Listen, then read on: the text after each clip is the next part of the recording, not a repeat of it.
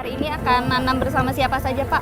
Hari ini kita secara serentak, secara simbolis kita menanam jagung. Kenapa kemudian Polri memilih komoditi jagung ketimbang komoditi yang lain? Lakukan evaluasi, ternyata kebutuhan jagung kita masih cukup tinggi. Dan jagung ternyata di data Badan Pusat Statistik itu kita masih impor. Hari ini kita menanam dengan pondok pesantren. Ya, pondok pesantren baru dilaksanakan hari ini, Pak. Oh, sebelumnya, baru pertama kali hari ini. Ya, dilaksanakan serentak seluruh Indonesia. Di lahan kurang lebih hampir sekitar 200.000 hektar. Harapan Pak Kapolri, moga-moga bisa terwujud 500 SPG di tahun 2025 ini. Data dari BPS itu menyebutkan bahwa ada lebih dari 7 juta orang di Indonesia itu menganggur, Pak. Untuk desk ketenagakerjaan. Oh, baru artinya, ya, Pak? Baru. Desk ketenagakerjaan itu bukan hanya permasalahan-permasalahan tentang hubungan industrial aja, tapi juga mempersiapkan lapangan pekerjaan baru. Sobat Tempo, cakap-cakap kali ini hadir spesial langsung dari Jombang, Jawa Timur, karena kita akan ngobrol bersama dengan Wakapolri baru Republik Indonesia, ada Komjen Pol Dedy Prasetyo. Nanti kita juga akan punya kesempatan untuk ngobrol-ngobrol bersama beliau tentang program Astacita yang juga menjadi salah satu komitmen Polri. Seperti apa? Langsung aja kita tunggu. Yuk!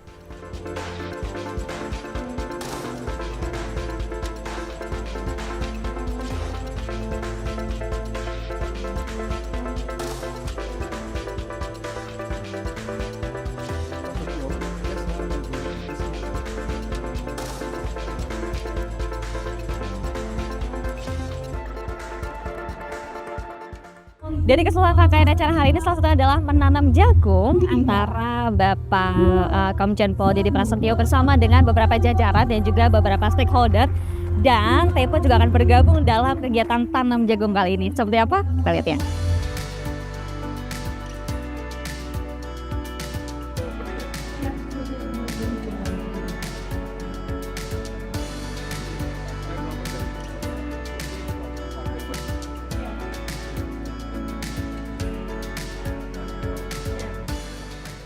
Pak Dedy, hari ini akan nanam bersama siapa saja, Pak?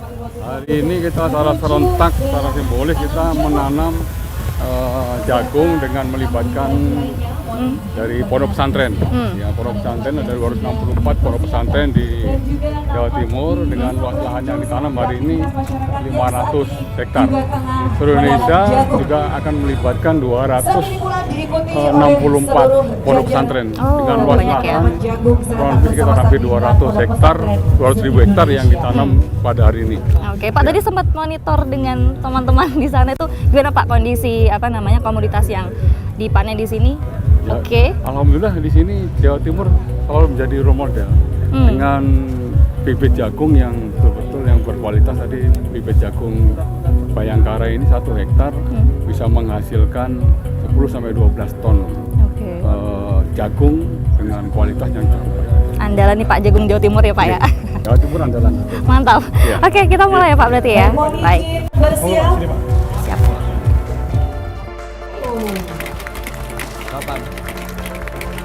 Demi ketahanan pangan Republik Indonesia ya Pak. Kita sedang di atas lahan seluas. Amin, amin, amin. Dan saat ini tempat untuk penanaman jagung.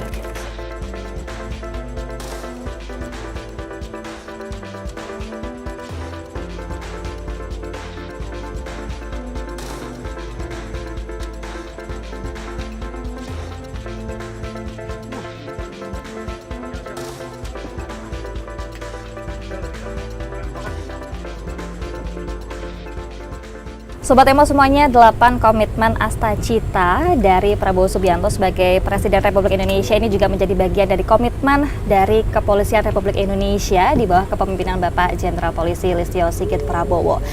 Nah, sebagai informasi Sobat Tempo, hari ini kami melakukan tapping itu pada tanggal 6 Agustus 2025, dan baru saja tadi malam kami mendapatkan kabar kalau Bapak Komjen Pol Dedy Prasetyo mendapatkan amanah atau kepercayaan baru sebagai Wakapolri. Selamat Bapak. Makasih Pak Cia. Semoga lancar perjalanannya sebagai Wakapolri. Amin. Rabbal alamin. Nah, hari ini kita akan sedikit ngobrol-ngobrol Bapak, tapi sebelum itu kita sama-sama mengucapkan kepada Sobat Tempo semuanya dimanapun, selamat Hari Kemerdekaan Republik Indonesia yang ke-80 tahun. Merdeka. Merdeka. Merdeka selalu. Merdeka selalu. Oke, baik, Pak Deddy Ya. Prasetyo, hari ini kita sudah melakukan serangkaian acara, begitu ya, termasuk tadi Tempo juga tergabung dalam tanam jagung.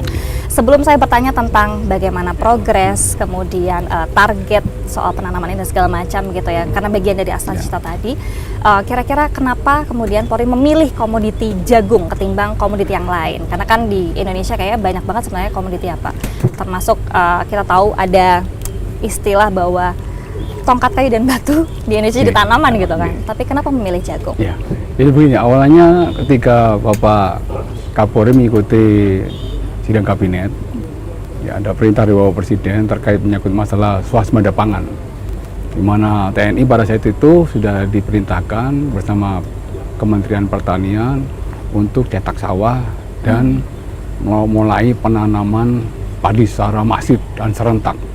Targetnya memang pada saat itu padi atau beras harus tahun 2025 ini harus mencapai titik swasembada. Kemudian setelah itu dilakukan evaluasi, ternyata kebutuhan jagung kita masih cukup tinggi. Dan jagung ternyata di data Badan Pusat Statistik itu kita masih impor. Ya, beberapa tahun lalu kita 1,6 juta ton kalau nggak salah data yang saya baca itu. Kemudian Bapak Kapolri diperintah oleh Bapak Presiden, Polri harus mengambil peran di situ. Ya, karena swasembada pangan ini merupakan kerja kolaborasi, kerja sinergi, dan semua harus mengambil peran di situ. Kemudian Bapak Kapolri memerintahkan kepada saya, pada itu saya sebagai asisten Kapolri bidang sumber daya manusia ditunjuk sebagai Ketua Satgas Ketahanan Pangan Polri. Berangkat dari situ, Pak Kapolri membuat MOU dengan Bapak Menteri Pertanian yang di bulan Januari. Kemudian kami menghadap Bapak Kapolri, mendapat arahan dan diperintahkan untuk langsung bertemu dengan Pak Menteri Pertanian. Nah, Pak Menteri Pertanian menyampaikan kalau kita bicara tentang padi, itu brandingnya adalah TNI. Maka rekan-rekan TNI yang berada di sawah itu masif untuk fokus ke situ. Nah, Pak Menteri Pertanian minta Polri sekarang fokusnya sesuai dengan arahan Bapak Presiden adalah jagung. Mantap. Artinya Polri identik dengan jagung. Oke. Ya, berangkat dari situ, ya kemudian kami lapor ke Pak Kapolri tentang 4 program yang harus kami persiapkan dalam rangka untuk mendukung ketahanan pangan, khususnya fokus ke jagung. Maka langsung running. Ya, kita 4 program. Program yang pertama itu adalah tanaman bergizi, artinya bahwa seluruh masyarakat yang memiliki pekarangan itu bisa dimanfaatkan semaksimal mungkin untuk bisa memenuhi kebutuhan rumah tangga sendiri. Kemudian ada yang kedua adalah lahan produktif. Lahan produktif itu kita sasar. Ya, Kementerian Pertanian pada saat itu mempersiapkan 1,2 juta hektar, Mbak. Ya, untuk bisa ditanam jagung. Ya, kemudian dari program yang ketiga, kami membantu membuat dashboard untuk memonitor tentang bibit, kemudian tentang pupuk, tentang pestisida, kemudian tentang pendistribusian hasil panen.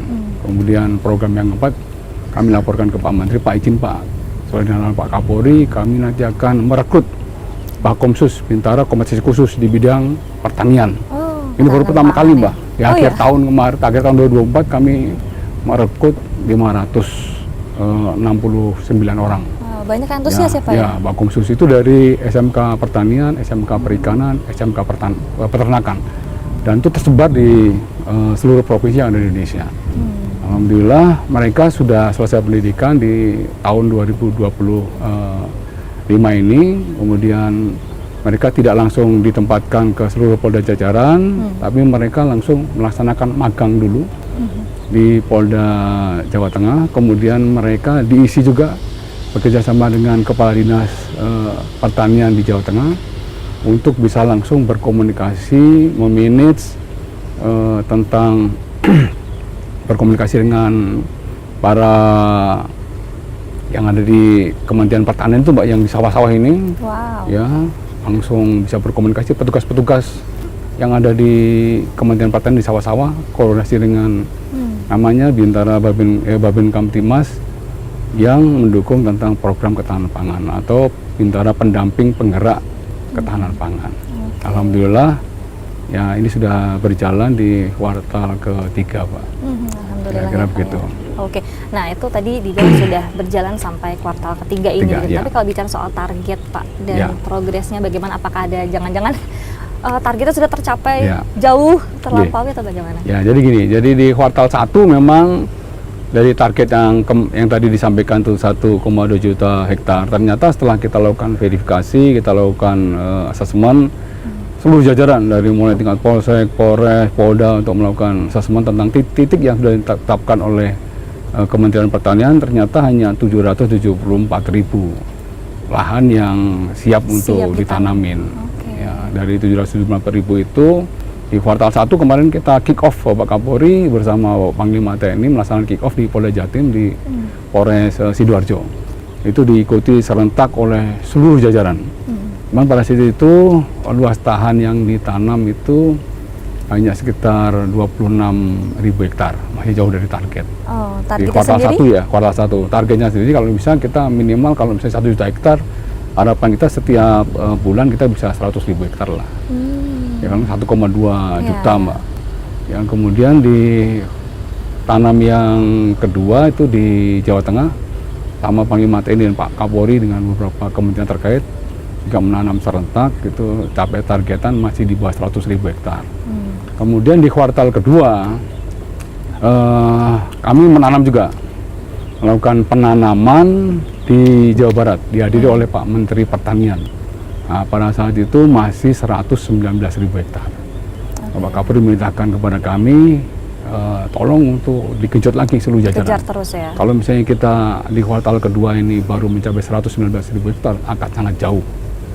Dari Maka target 1 juta. di kuartal kedua kami lakukan penanaman secara masif seluruh jajaran, dan kita kontrol menggunakan aplikasi dashboard kita, ya untuk capaian tiap-tiap polsek, tiap-tiap polres, tiap-tiap polda, dan beberapa polda mengambil suatu kebijakan seperti Polda Bengkulu, polda-polda di Jawa menargetkan satu polsek itu minimal 1 hektar.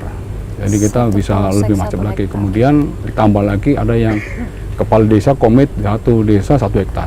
Wow. Jadi akan lebih masif di semester kedua kita berhasil menanam di lahan kurang lebih hampir sekitar 229.000 hektar. Kemudian sampai dengan di kuartal ketiga ini kita sudah berhasil menanam kurang lebih hampir sekitar 455.000 hektar. Itu yang sudah ditanam. Berarti kita masih punya target. Memang Pak Kapolri minta kalau bisa di kuartal ketiga ini kita bisa mencapai target 774.000 hektar. Sehingga nanti di kuartal 4 kita kurang lebih sekitar 250.000 hektar lagi lah yang tanam. Dan memang capaian kita di semester 1, di kuartal 1 dan kuartal 2 alhamdulillah dari hasil pengecekan dari Badan Pusat Statistik dan juga dari Kementerian Pertanian, kita mengalami peningkatan 19,6%. Ya, nanti hampir 1,9 juta ton. Wow. Untuk meningkat dibanding dengan periode yang sama di kuartal 1, kuartal 2 di tahun 2024. Tapi target ini terus akan digenjot, makanya kita tidak bisa hanya mengandalkan satu lahan pertanian yang sudah disiapkan oleh Kementerian Pertanian. Bapak Kapolri menandatangani MOU juga dengan Kementerian Kehutanan.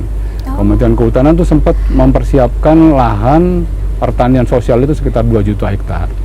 Setelah dilakukan verifikasi lagi semuanya ternyata tidak sampai 1 juta hektar, lebih sekitar 700.000 hektar lah yang lahan yang betul-betul dihabiskan, karena tidak semua di lahan di pertanian sosial itu bisa ditanam jagung, Mbak.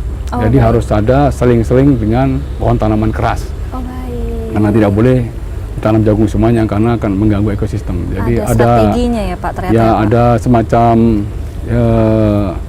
tumbang sari lah, ya, tumbang sari dengan tanaman keras. Jadi tanaman keras ditanam, habis tanaman keras sela-selanya itu baru boleh ditanam jagung. Ya, seperti luar itu. biasa. Ya, insya Allah lah hari ini kita juga tidak berhenti menanam, artinya tidak hanya berkolaborasi dengan 1-2 kementerian dan stakeholder terkait lainnya. Hari ini kita menanam dengan pondok pesantren. Ya, pondok pesantren baru dilaksanakan hari ini, Pak. Oh, Ya, sebelumnya baru Pak? pertama kali hari ini. Ya, dilaksanakan serentak seluruh Indonesia. Di lahan kurang lebih hampir sekitar 200.000 hektar.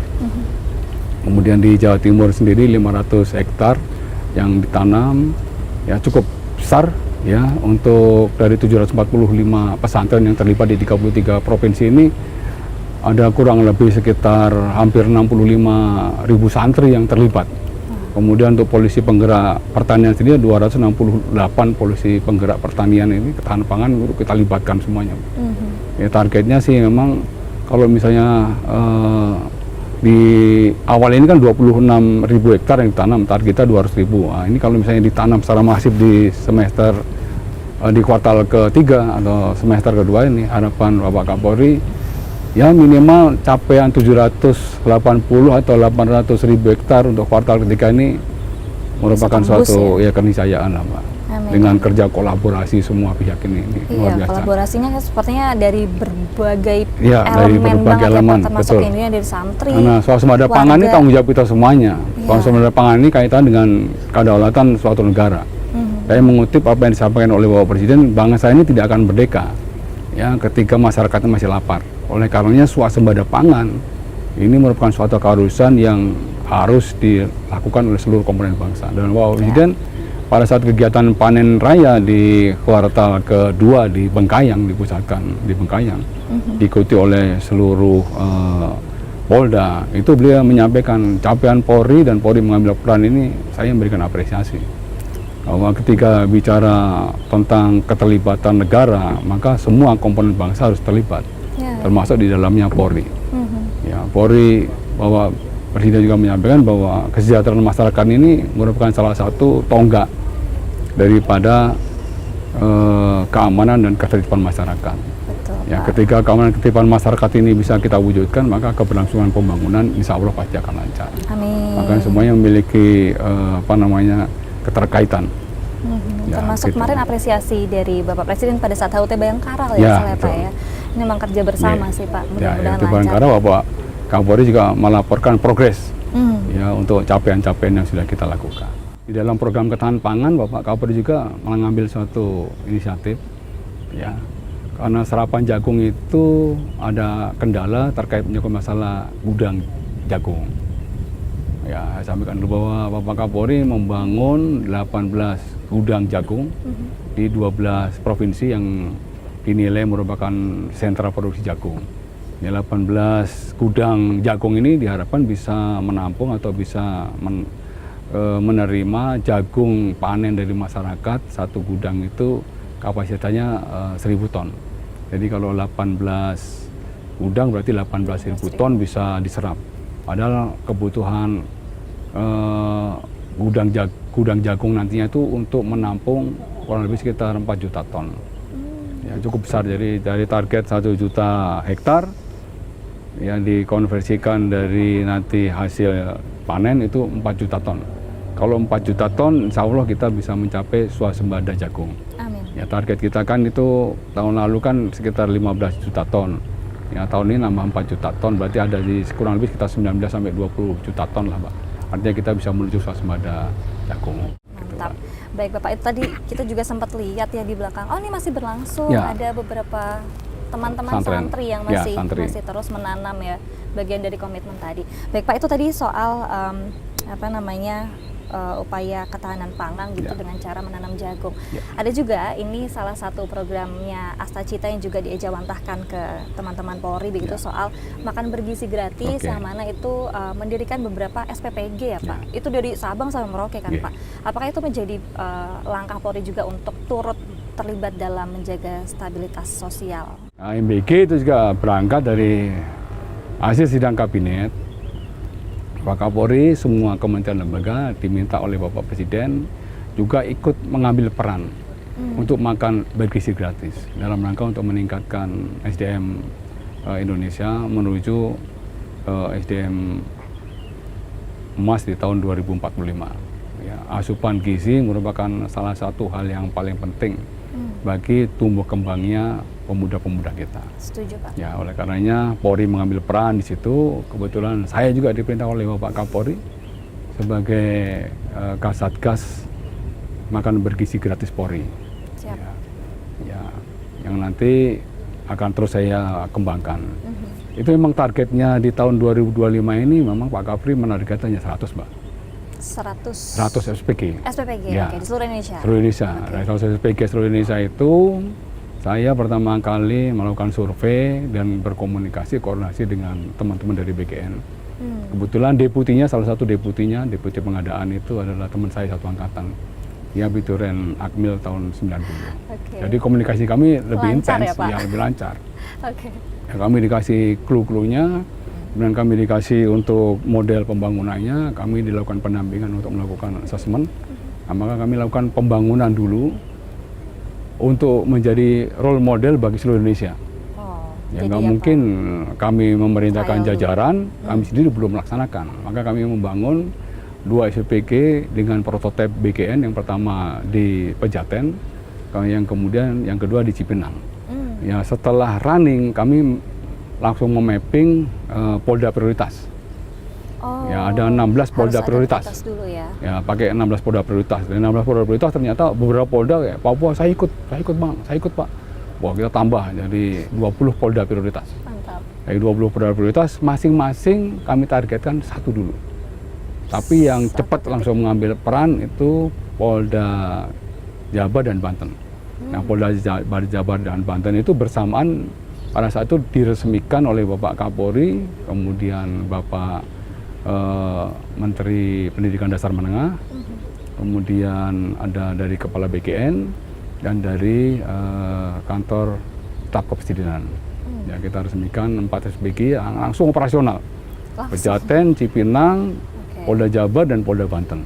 Sementara 16 lainnya itu langsung melaksanakan groundbreaking bersama-sama.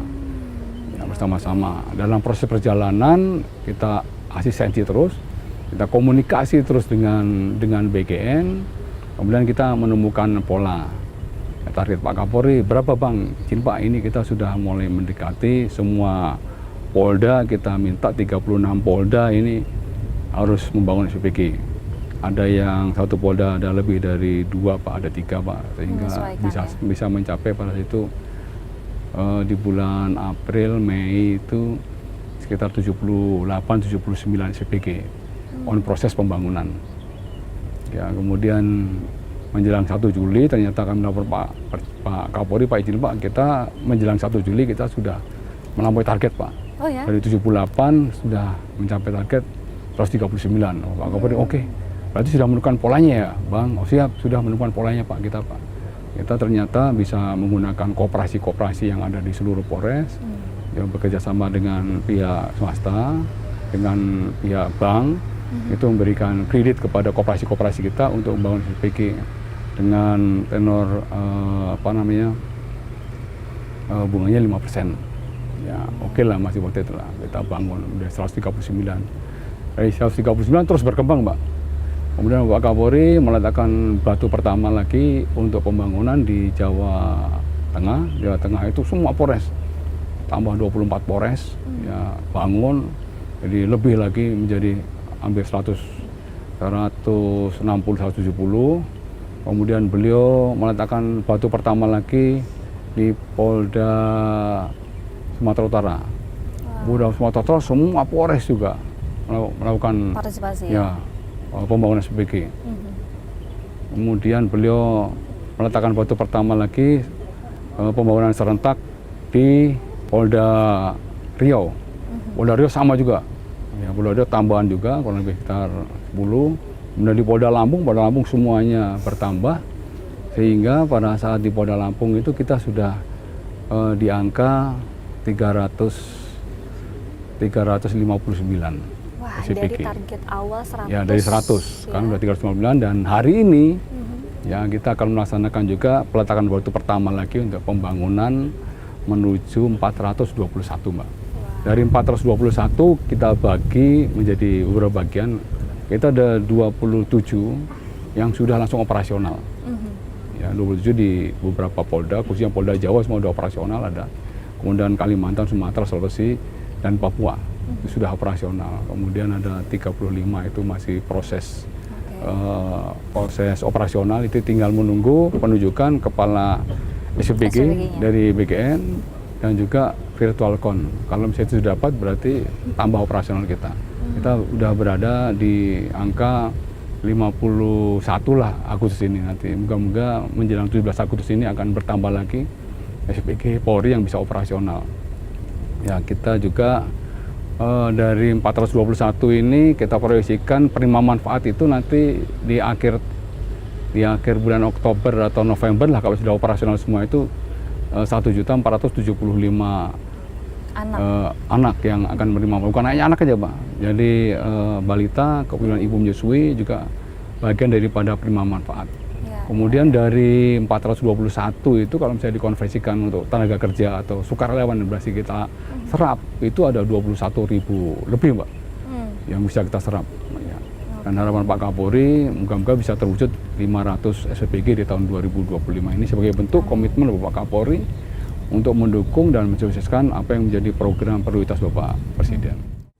Nah, Pak Didi, sekarang kita beralih ke isu seputar PHK buruh. Nah, ini saya dapat informasi data dari BPS itu menyebutkan bahwa ada lebih dari 7 juta orang di Indonesia itu menganggur, Pak. Nah, ini Polri juga ternyata punya solusi sepertinya ya, terlibat untuk bisa mengurangi angka pengangguran tersebut. Itu sebetulnya apa sih Pak yang dilakukan oleh kawan-kawan Polri ini? Jadi Bapak Kapolri memiliki koneksi yang cukup dekat atau hubungan networking yang cukup dekat dengan presiden-presiden buruh. Presiden buruh mengeluhkan dengan banyaknya PHK ini akan mengganggu baik perekonomian maupun situasi Kamtibmas secara umum. Dari hasil komunikasi dan koordinasi juga dengan Kementerian Tenaga Kerja, maka diputuskanlah Polri membentuk Desk Ketenagakerjaan. Oh, baru artinya ya, Pak? Baru. Jadi ini merupakan ide inisiatif dari Bapak Kapolri dan langsung beliau lapor ke Bapak Presiden dan mendapat restu dari Bapak Presiden untuk Desk Ketenagakerjaan Polri ini adalah sebagai wadah untuk menyelesaikan persoalan hubungan industrial dan ketenagakerjaan. Dan selain itu memberikan jaminan perlindungan kepada para pekerja. Serta Desk Ketenagakerjaan itu bukan hanya permasalahan-permasalahan tentang hubungan industrial aja, tapi juga mempersiapkan lapangan pekerjaan baru. Ya, Pak Kapolri kemudian mencoba memfasilitasi, menghubungi beberapa perusahaan. Ada beberapa perusahaan antara lain PT Tang Sung Hung yang ada di Brebes, kemudian PT Indonesian Dream Spot yang ada di Cirebon, itu ternyata membutuhkan tenaga kerja. Baik tenaga kerja yang di PHK maupun tenaga kerja baru. Memang di tahap awal Pak Kapolri memberangkatkan kurang lebih sekitar 500. Ya, kemudian yang kemarin yang kedua kurang lebih sekitar 1.200, dan tahap yang ketiga ini ditargetkan dari 4 perusahaan yang ada di Jawa Tengah maupun di Jawa Barat itu bisa menampung kurang lebih sekitar hampir 50.000 tenaga kerja. Artinya bahwa Polri itu mengambil peran bahwa penting sekali ya bahwa pekerja-pekerja ini juga harus mendapat jaminan. Harus mendapat juga bantuan untuk keberlangsungan hidup. Tapi mengapa penting sih Pak? Apakah memang ada kaitannya antara tadi jumlah pengangguran yang cukup banyak dengan misalnya angka kriminalitas atau apa? Ya, jadi ketika kita melihat satu konsep keamanan ketipan masyarakat secara luas, ya maka itu memiliki suatu hubungan yang erat hubungannya, Pak. Karena kesejahteraan ekonomi itu bisa mengaruhi gangguan Kamtibmas di suatu negara. Kalau misalnya sejahtera, masyarakat sudah sejahtera, maka ada satu teori dasar lah yang ada di kepolisian itu antara niat dan kesempatan. Kalau sudah sejahtera, masyarakat nggak ada niat untuk melakukan kejahatan. Kesempatan juga ngapain? Kita sudah sejahtera. Kalau misalnya niat dan kesempatan tidak bertemu, maka kejahatan tidak akan terjadi. Ini teori-teori dasar yang memang di mana Polri harus mengambil peran di situ, baik ketahanan pangan, MBG maupun Desk Ketenagakerjaan. Kita tagline Pak Kapolri adalah Polri untuk masyarakat, maka Polri harus berada di tengah-tengah masyarakat, bersama-sama masyarakat, menciptakan situasi yang kondusif, situasi yang aman, dan situasi yang harmoni menuju masyarakat yang sejahtera. Amin, amin. Ya. Baik, Bapak terakhir Pak, ada nggak sih Pak pesan dari kawan-kawan Polri kepada masyarakat barangkali ya yang bisa disampaikan gitu terkait bahwa tugas Polri itu sebenarnya nggak cuma tentang menjaga keamanan aja, tapi juga bisa terlibat dalam isu-isu sosial, kemanusiaan, dan sebagainya. Ya, tentunya di sini bahwa membangun suatu bangsa yang besar seperti bangsa Indonesia dengan keberagaman, kebinekaan, dan berbagai macam dinamika yang terjadi saat ini. Bahwa sinergi, kolaborasi, kerjasama, dan kita punya semangat dari leluhur kita yang diturunkan sampai dengan hari ini adalah semangat gotong royong. Ya. Itu harus terus kita gaungkan. Guyup ya Pak? Harus guyup, menjaga persatuan kesatuan dan keterlibatan semua pihak terkait menyangkut masalah swasembada pangan. Ini merupakan kedaulatan suatu bangsa, harus ikut andil di situ Mbak, harus mengambil peran dan tanggung jawab di situ Mbak. Ya, karena kalau misalnya kedaulatan pangan ini kita bisa wujudkan, masyarakat pasti akan sejahtera. Dan Gitu, sekali lagi Pak. itu tugas bersama ya Pak, semua Betul. elemen masyarakat. Ya. Oke baik, terima kasih banyak Pak Iya, Dedi Prasetyo terima atas kasih, waktunya Pak. untuk Tempo. Mudah-mudahan informasinya bermanfaat untuk kita semua ya Pak ya. Sehat-sehat Ya, selalu sama. Pak. Alhamdulillah. Dan juga semangat untuk mengemban tugas barunya tentu Amin, saja. amin, amin. Terima kasih Mbak. Oke baik, dan pemirsa itu tadi bincang-bincang saya bersama dengan Bapak Dedi Prasetyo. Dan dari kata saya Decian Pestakur yang bertugas pamit undur diri. Kita akan jumpa di Cakap-Cakap episode selanjutnya. Bye-bye. Bye-bye.